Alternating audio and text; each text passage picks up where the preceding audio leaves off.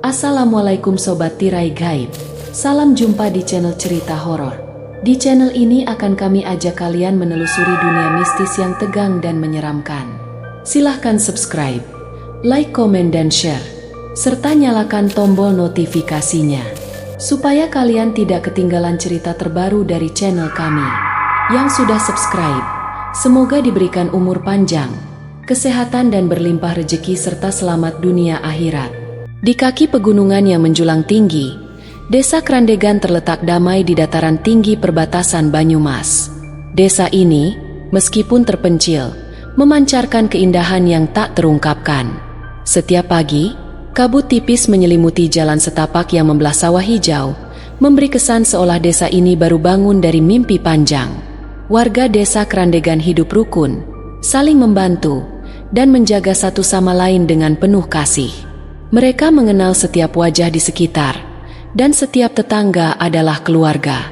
Keakraban dan kerukunan yang terjalin di sini bukan hanya terlihat dalam kehidupan sehari-hari, tapi juga dalam kekuatan iman yang mengikat mereka. Setiap sore, suara azan berkumandang menenangkan hati, mengingatkan akan pentingnya hidup yang penuh berkah dan ketenangan. Kehidupan di desa ini memang sederhana, tapi penuh makna. Disinilah Ahmad, seorang pria yang tak kenal lelah, berusaha untuk bangkit dari keterpurukan. Namun, seperti halnya desa yang indah ini, ada sisi lain yang tersembunyi, sebuah perjuangan yang harus dihadapi dengan hati yang tabah.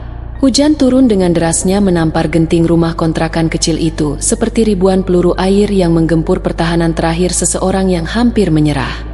Di dalam ruangan sempit yang hanya diterangi lampu kuning temaram, Ahmad duduk di tepi kasur tua yang berderit. Setiap kali dia menggeser tubuhnya, kepalanya tertunduk.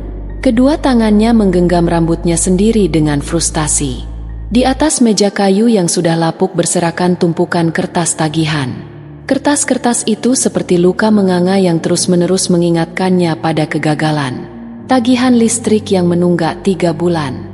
Surat peringatan dari bank karena cicilan yang belum terbayar serta catatan hutang yang jumlahnya semakin tidak masuk akal, ratusan juta.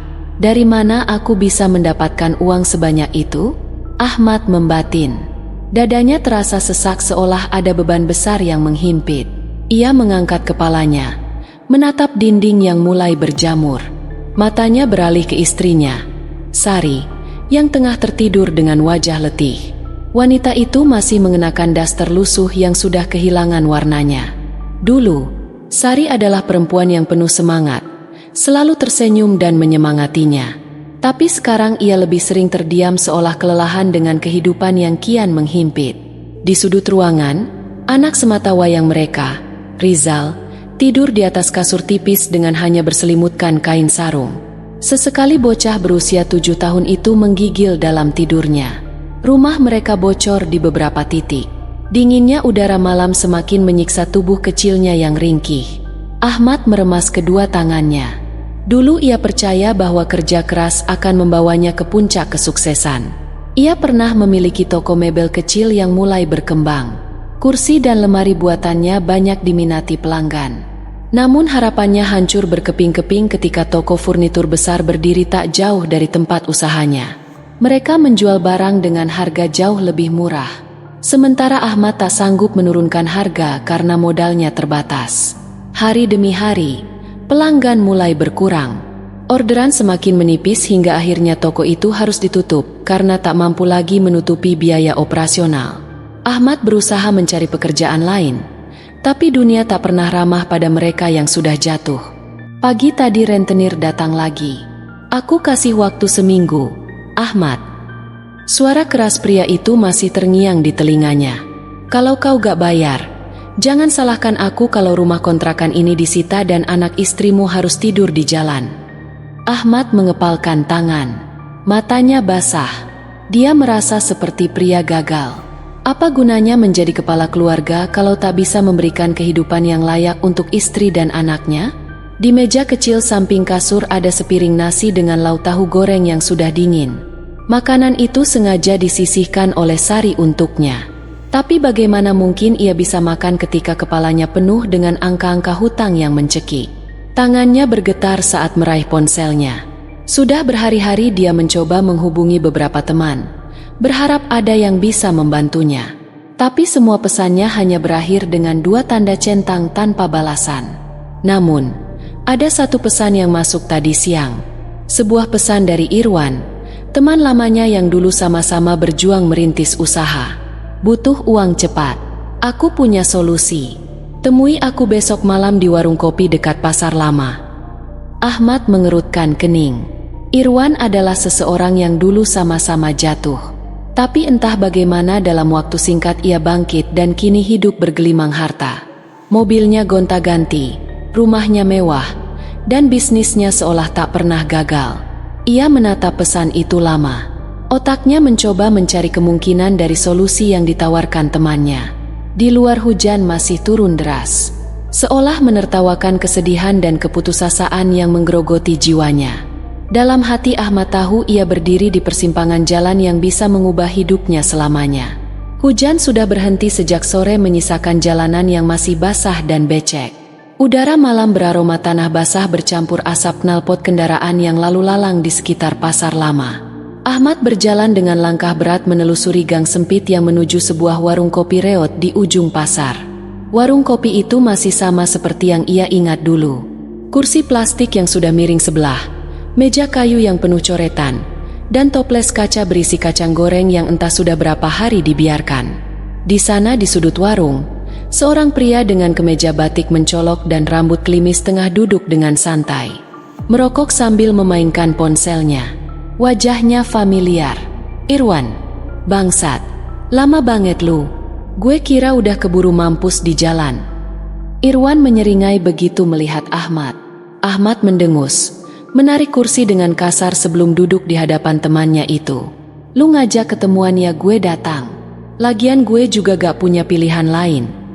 Irwan tertawa memperlihatkan gigi putihnya yang kontras dengan kulitnya yang mulai menggelap karena sering keluyuran naik mobil tanpa atap. Ah, itu baru teman lama. Aku udah bilang dari dulu, kamu itu gak cocok jadi orang miskin, Mat. Muka kamu aja udah nunjukin bakat jadi orang kaya. Orang kaya pantat kamu. Ahmad menyambar gelas kopi di hadapannya. Aku ini udah di ujung tanduk. Rentenir mau nyita kontrakan aku. Anak istriku gak makan enak dari kapan tahu. Aku butuh uang. Sekarang langsung ke intinya aja. Kamu mau kasih solusi apa? Irwan menyeringai lebar. Sabar-sabar. Enggak usah kayak anjing kelaparan. Woi, aku enggak bakal kasih solusi setengah-setengah. Dia meniup asap rokoknya ke samping lalu mendekatkan wajahnya ke arah Ahmad. Kamu tahu gak kenapa gue bisa kaya dalam waktu singkat? Ahmad menatap Irwan tajam. Dia sudah mendengar gosipnya. Mobil mewah, rumah bak istana, bisnis lancar jaya, itu semua terjadi dalam waktu singkat. Dan gosip yang beredar, Irwan main pesugihan. Jangan bilang gue harus jual diri atau jual ginjal. Ahmad menyipitkan mata curiga. Sialan ngacau kamu. Irwan tertawa terbahak-bahak. Aku nggak serendah itu. Aku kasih kamu pilihan yang lebih mudah, lebih enak, dan enggak bakal bikin kamu jadi janda. Apaan? Irwan menepuk pundak Ahmad dengan keras. Kamu mau uang? Gampang, gampang. Kamu tinggal ketemu orang yang tepat. Orang yang tepat siapa? Mbak Karim. Irwan berbisik pelan seperti menyebut nama setan. Ahmad mengernyit. Mbah siapa? Mbah Karim Mat. Dukun sakti dari Banyuwangi. Kamu pikir aku dapat uang dari mana? Dari bisnis monyet. Bisnis aku itu cuma kedok. Uangku ngalir karena aku tahu cara yang benar buat main pesugihan. Dada Ahmad berdebar. Dia pernah mendengar soal pesugihan. Dan seperti kebanyakan orang, ia juga tahu bahwa pesugihan selalu berhubungan dengan tumbal manusia. Jangan bercanda, Irwan. Aku gak mungkin ngorbanin orang lain buat kaya. Dasar otak seblak. Irwan menyikut lengan Ahmad. Siapa suruh pakai tumbal manusia? Itu MAH pesugihan jadul. Mbah Karim punya metode pesugihan tanpa tumbal manusia. Kamu cuma perlu kasih sesuatu yang spesial buat dapat duit ngalir tiap hari. Ahmad diam tanpa tumbal manusia. Apa itu mungkin? Irwan tertawa melihat ekspresi temannya. Kamu penasaran kan? Ya udah, besok ikut gue ke Banyuwangi. Kita ketemu Mbah Karim. Aku jamin setelah ini hidup kamu gak bakal sama lagi. Ahmad menelan ludah. Di satu sisi, suara dalam kepalanya berteriak untuk menolak ide gila ini. Tapi di sisi lain, bayangan anaknya yang tidur menggigil dan istrinya yang kelelahan terus menghantui pikirannya. Tanpa ia sadari, tangannya sudah mengepal di atas meja. Mau gak mau, gue gak punya pilihan lain. Malam itu angin berhembus dingin saat mobil milik Irwan melaju di jalanan sepi menuju Banyuwangi. Lampu jalan semakin jarang dan rumah-rumah penduduk mulai menghilang digantikan oleh pohon-pohon besar yang tampak menyeramkan dalam gelap. Ahmad duduk di kursi penumpang dengan tatapan kosong. Pikirannya penuh oleh kemungkinan-kemungkinan yang menyesakkan dada. Tenang aja, Mat. Semua yang aku bilang itu nyata. Suara Irwan memecah keheningan. Aku juga dulu skeptis, tapi setelah aku jalanin, aku gak pernah nyesal. Ahmad melirik ke arah Irwan. Aku masih gak yakin. Irwan, ini gak kayak main judi atau dagang. Ini urusannya sama dunia lain. Irwan menengus. Kamu pikir aku dapat duit miliaran dari mana? Hah? Dagang monyet. Dagang gue itu cuma kedok. Yang bikin aku kaya raya itu karena gue tahu cara mainnya. Tapi kalau harus pakai tumbal manusia gue gak bakal mau. Ahmad bersikeras. Irwan tertawa sinis. Gila aja. Siapa bilang tumbal manusia? Aku udah bilang ini metode baru. Mat, gak pakai bunuh-bunuhan. Ahmad diam. Dia ingin percaya tapi hatinya masih gelisah. Tak lama kemudian, mobil memasuki jalan tanah yang sempit dan bergelombang. Pohon-pohon tinggi membentuk terowongan alami yang gelap. Udara semakin dingin dan Ahmad bisa merasakan bulu kuduknya meremang.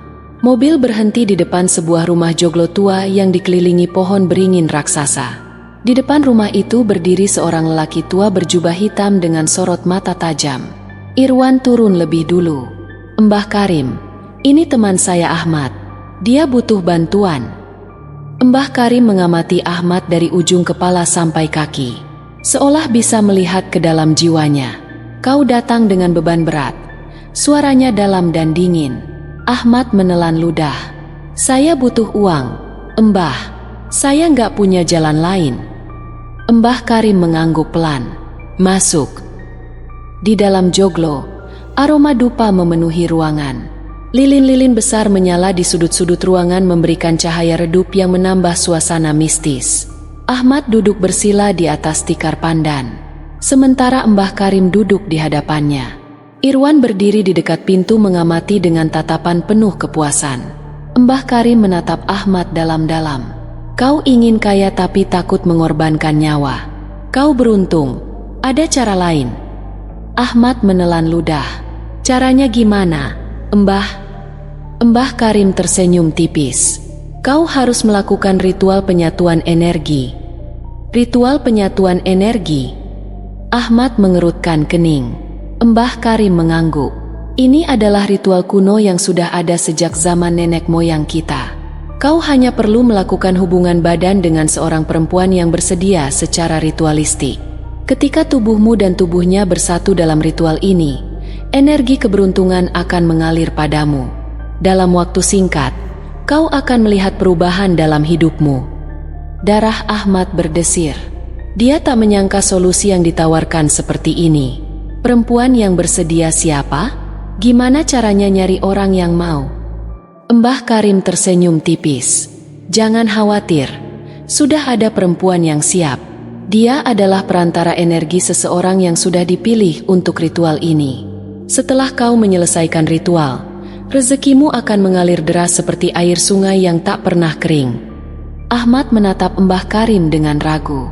Ini bukan zina. Mbah Karim tertawa.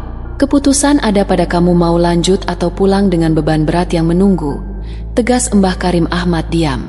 Dia ingin menolak, tapi suara kecil dalam hatinya mengingatkan tentang hutang yang terus menggunung, tentang Sari yang semakin lelah, dan anaknya yang semakin menderita. Baiklah, Mbah, saya ikut. Malam itu angin semakin kencang saat mobil Irwan kembali melaju, meninggalkan rumah Mbah Karim. Ahmad merasa ada sesuatu yang aneh menggantung di udara. Dia tahu langkahnya kali ini sudah membawa dirinya pada jalan yang tak bisa dia balikan. Ahmad kembali ke rumah kontrakannya dengan perasaan cemas yang tak terungkapkan. Bayangan ritual yang baru saja dia jalani menghantui setiap langkahnya.